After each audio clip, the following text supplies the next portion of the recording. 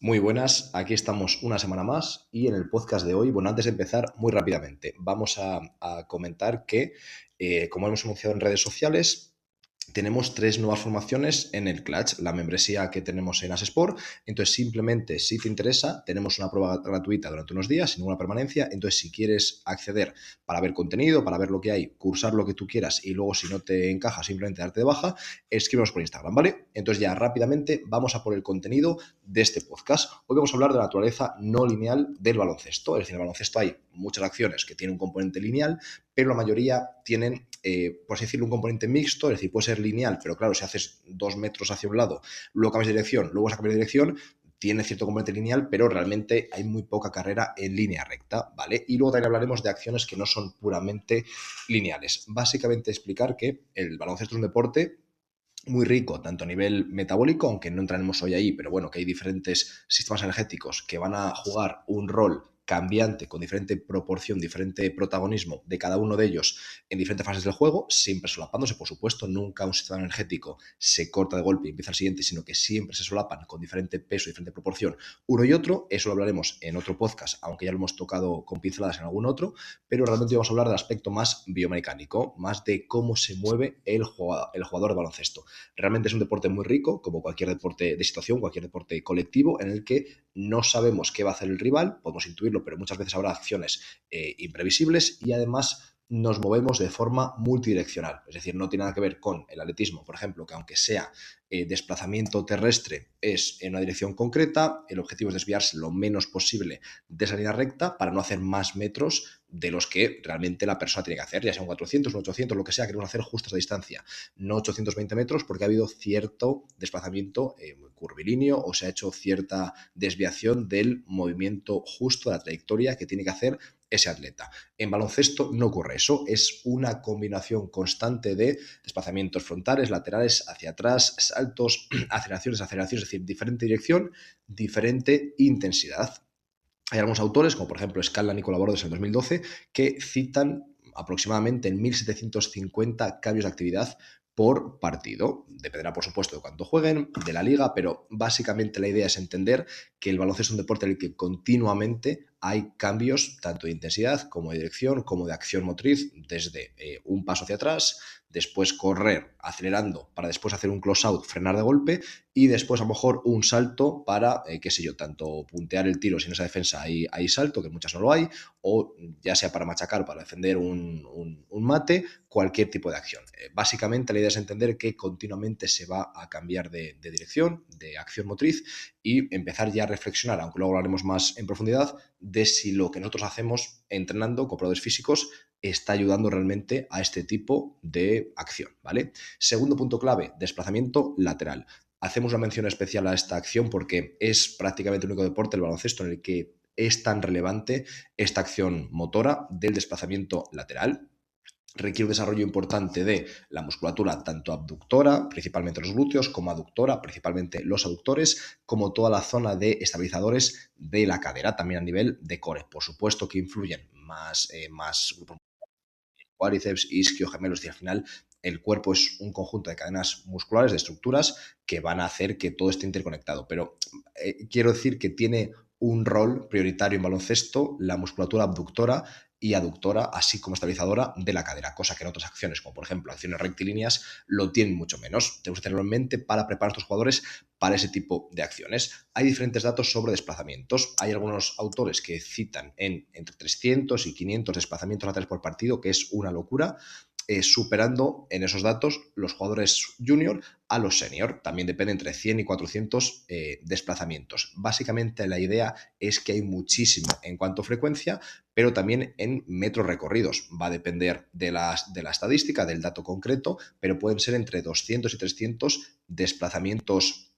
laterales, y ciertas categorías llegan hasta los 900 metros. Imaginaos qué cantidad de metros se recorre en baloncesto, que es un deporte en el que no se van a hacer 15 encuentros por partido, ni 12, se van a hacer bastante menos, pues una parte importante va a ser con desplazamientos laterales. En jugadores profesionales, tanto élite como subélite, la media de desplazamiento suele ser entre 1,8 y 2,2, 2,3 metros, hasta los 2,2, 4,5, 5 metros. Es decir, que al final son desplazamientos muy cortos, pero desplazamientos que combinan acciones de media intensidad con alta intensidad. Por lo tanto, ya tenemos que pensar si estamos preparando a nuestros jugadores para este tipo de acción o si realmente estamos preparando a nuestros jugadores prácticamente parecido que si fuese un deporte en el que no hay este grado de componente en ese plano lateral, es decir, plano coronal,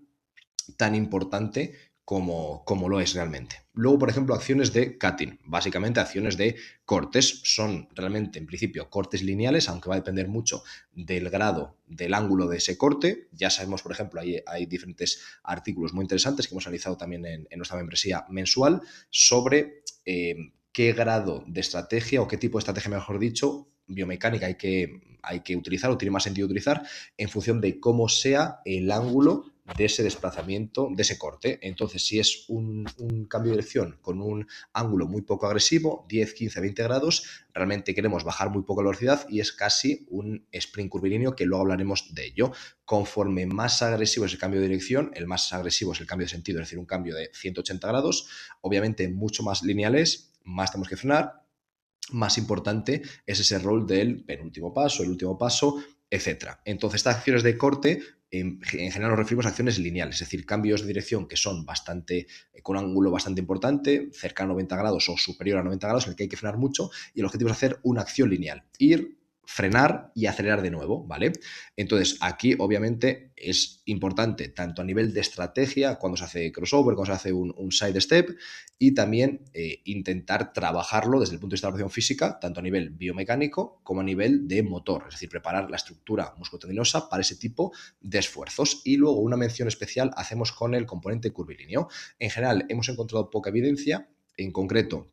yo en mi tesis doctoral he hablado en parte de hemos tratado, mi grupo de investigación y yo, este tipo de temática, y citamos mucho a Byron Arraya, ¿vale? Porque es el primer autor, o los primeros autores que tenemos constancia nosotros que hayan analizado este tipo de test o hayan diseñado un test específico para medirlo en baloncesto, y también tenemos que citar a Muñoz, Foley y colaboradores, que citan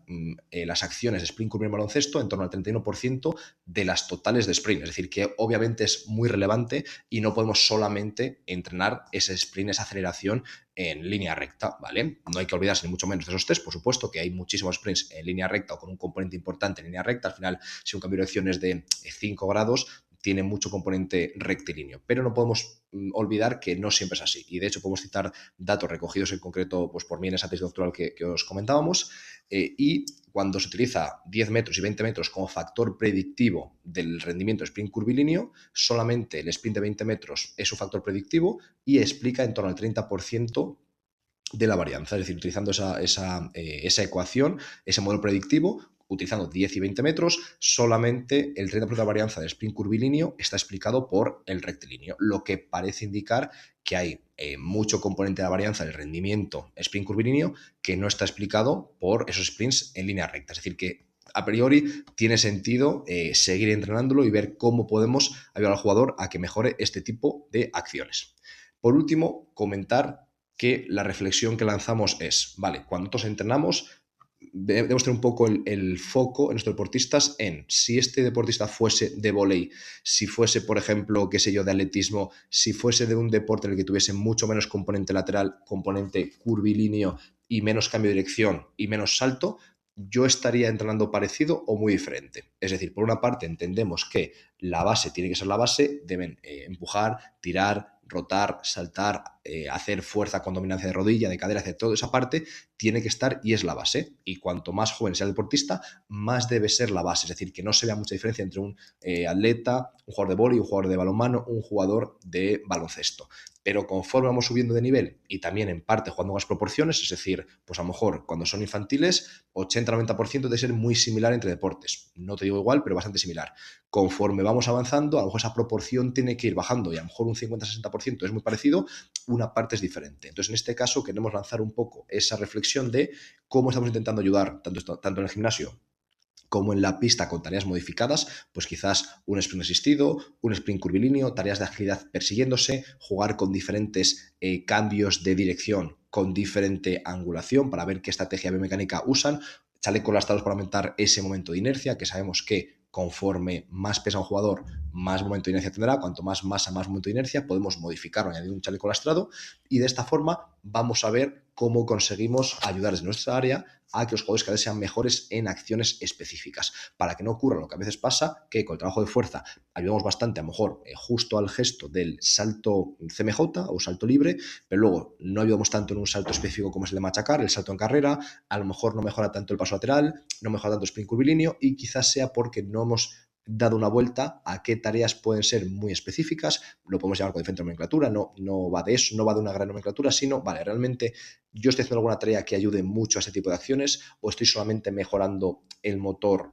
de los jugadores, que está bien y que es una base muy importante, pero vamos a intentar ir un paso más allá y reflexionar sobre cómo podría yo adelantarme, ir un paso más allá y ayudar a mis jugadores en todas las acciones que son clave en el partido. Y luego ya, si queremos además marcar más diferencias, analiza cada jugador qué es lo que más hace, qué tipo de acciones le dan mucho rendimiento y vamos más a por ello. Por ejemplo, este jugador continuamente machaca saltando en carrera con una pierna tras un bloqueo. Vamos a intentar poco a poco que una parte pequeña de nuestra preparación, a lo mejor el 7%, el 8% de lo que hacemos con ese jugador, vaya muy enfocado a esa acción, porque va a ser lo que más va a lucir en el partido, lo que más rendimiento le va a dar él y lo que más va a valorar el entrenador. A lo mejor tu jugador es especialista defensivo y lo que quiero es que consiga hacer pasos laterales mientras corre hacia adelante, mientras corre hacia atrás, combinar paso lateral con un side step, con un crossover y seguimos corriendo hacia atrás. Es decir, acciones que sean muy específicas para ese jugador, que él valore que hacemos algo específico y aunque el 92%, 95%